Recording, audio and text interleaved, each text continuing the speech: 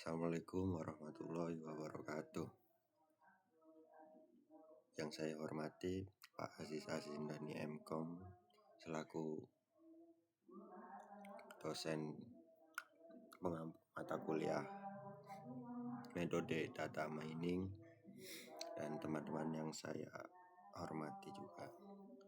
Saya di sini perkenalkan, nama saya Muhammad Hirsi Alfanisi dengan NIM 24.1.10.0048.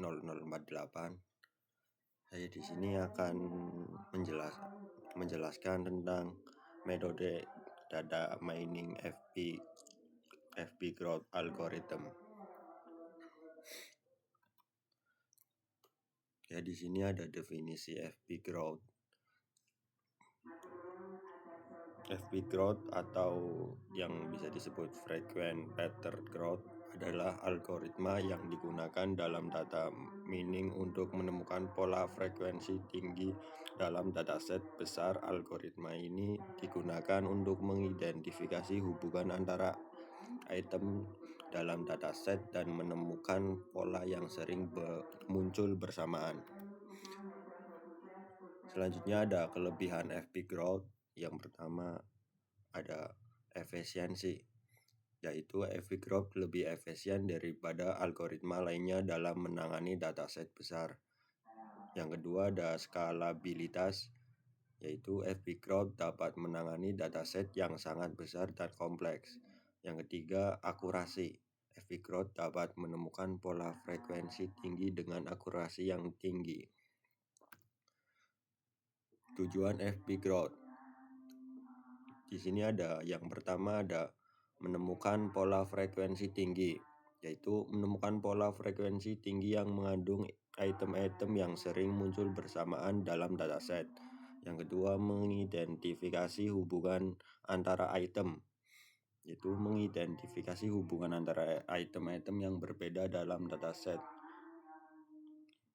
Yang ketiga menganalisis data transaksi. Menganalisis data transaksi untuk memahami perilaku pelanggan dan membuat keputusan yang lebih baik. Ya, di sini ada tahap-tahap untuk pembuatan FP growth. Yang pertama ada tahap ke-1, yaitu hitung support count. Support count yaitu jumlah transaksi yang mengandung item tertentu. Berikut ada contoh. Tabel tentang support account. Ada yang ada tabel transaksi ID yang diisi dengan nomor. Di sini ada 1, 2, 3 dan seterusnya. Dan di sampingnya transaksi ID ada item, ada A, B, C dan seterusnya. Tahap kedua membangun FP3. Dalam membangun FP3 ada cara-caranya, yaitu yang pertama tentukan minimum support, yaitu tentukan nilai minimum support yang akan digunakan untuk filter item-item yang tidak memenuhi ambang batas. Yang kedua hitung frekuensi item, yaitu hitung frekuensi setiap item dalam dataset transaksi. Yang ketiga urutkan item. Urutkan item-item berdasarkan frekuensi mereka dalam urutan menurun.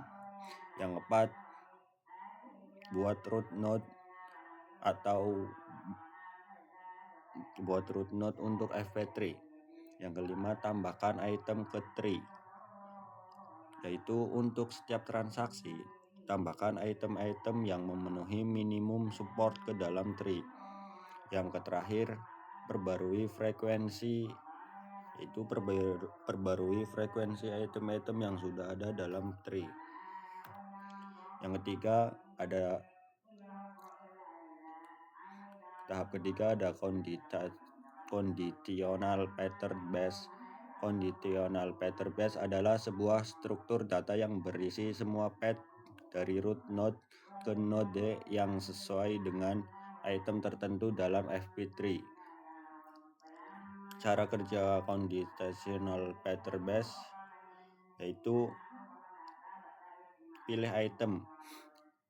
pilih item yang ingin dianalisis. Selanjutnya, cari path.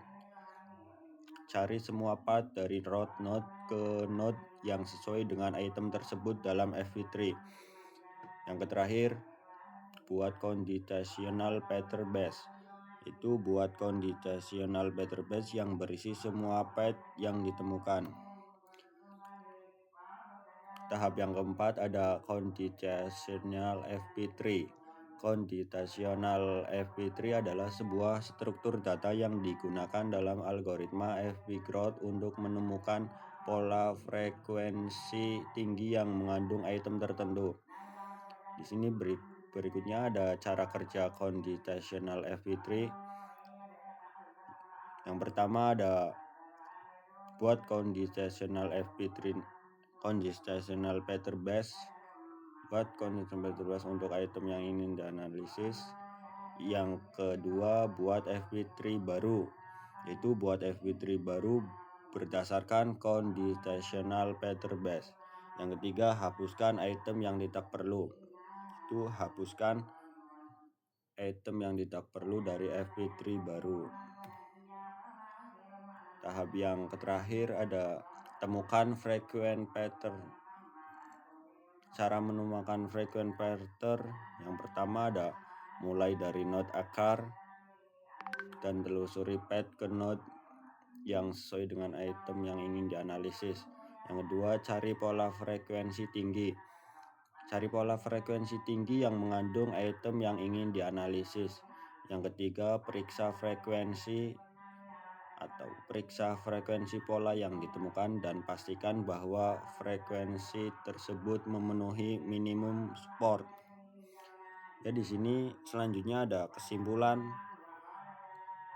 Yang pertama ada FP growth adalah algoritma yang efisien untuk menemukan pola frekuensi tinggi dalam dataset besar dengan menggunakan struktur data tree yang disebut FP3.